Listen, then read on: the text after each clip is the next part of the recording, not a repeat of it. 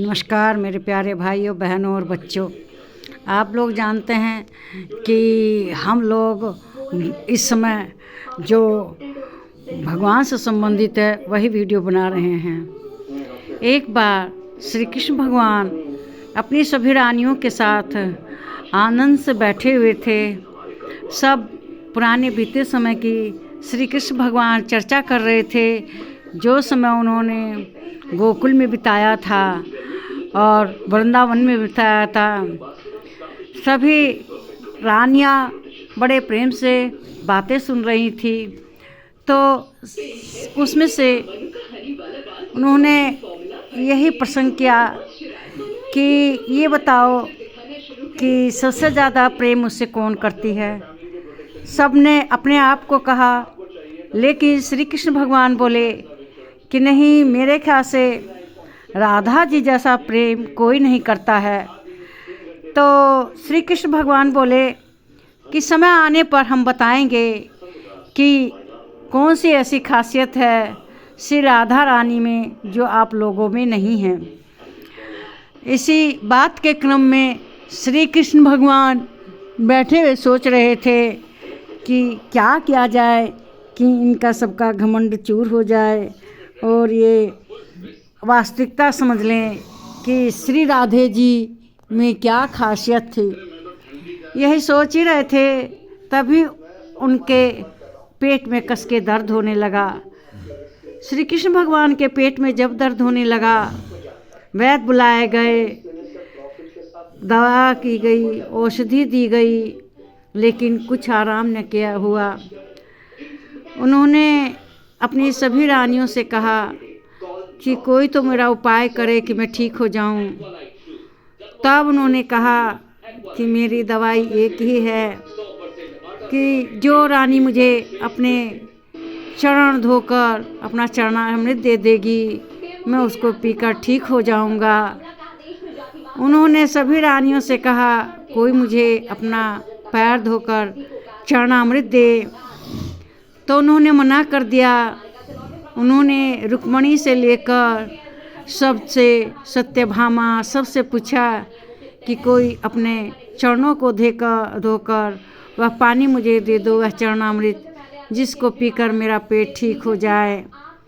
सभी कहने लगी कि आप भगवान हैं, आपको हम अपना चरण धोकर पानी देंगे, इस नरक में कौन जाएगा।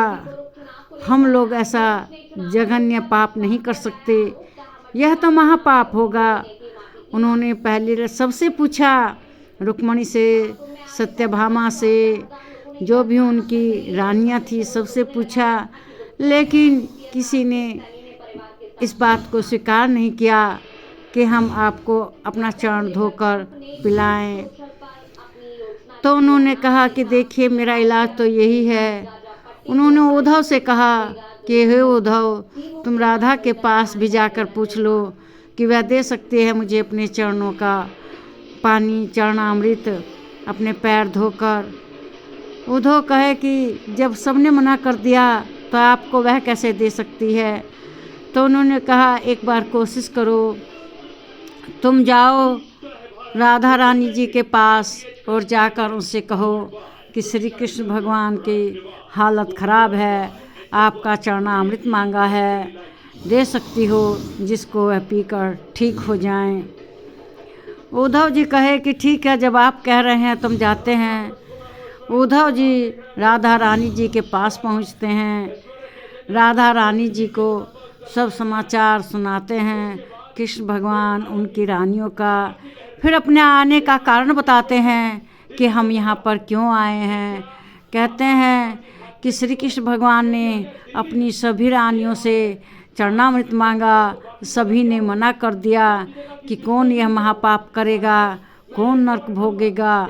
हम लोग भगवान को चरणामृत नहीं पिला सकते अपने पैरों का। आप क्या अपने पैरों का चरणामृत दे सकती हैं, पैरों को धो कर दे सकती हैं। श्री राधा रानी कहने लगी कि जब भगवान इसी से ठीक होंगे तो मेरे स्वर्ग नरक में क्या रखा है, उन्हें मैं अपना चरणामृत धोकर देती हूँ।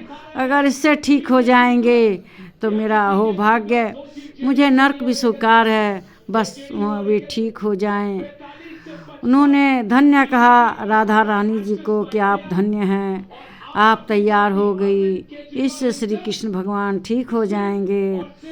वे श्री राधा रानी जी को प्रणाम करते हैं और वापस आते हैं द्वारिकापुरी में।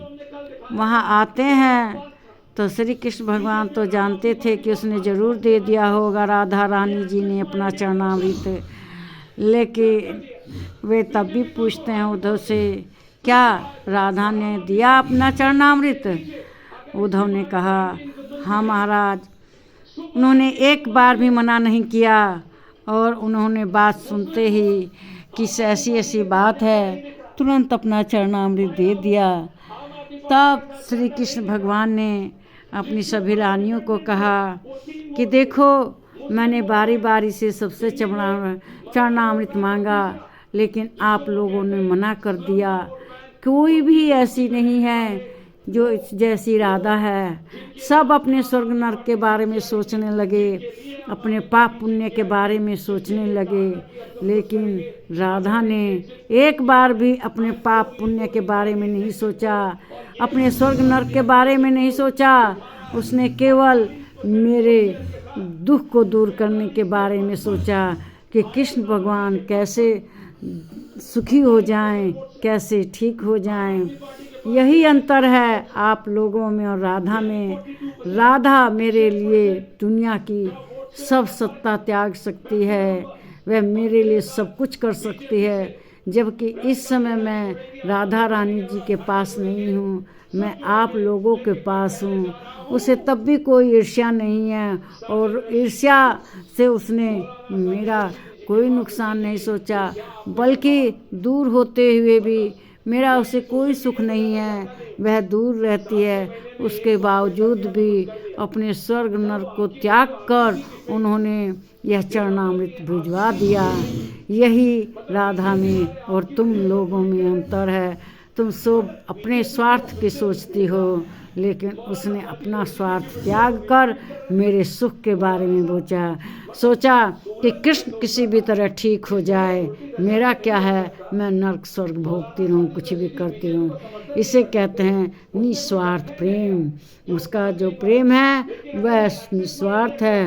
राधा का प्रेम सच्चा है, उसके बराबर प्रेम दुनिया में कोई नहीं कर सकता, किसी से भी नहीं कर सकता। सब अपने अपने स्वार्थ के बारे में सोचते हैं। इसे लाइक कीजिए, शेयर कीजिए, इस पर कमेंट कीजिए, मेरे चैनल को सब्सक्राइब कीजिए। नमस्कार प्यारे भाइयों, बहनों और बच्चों।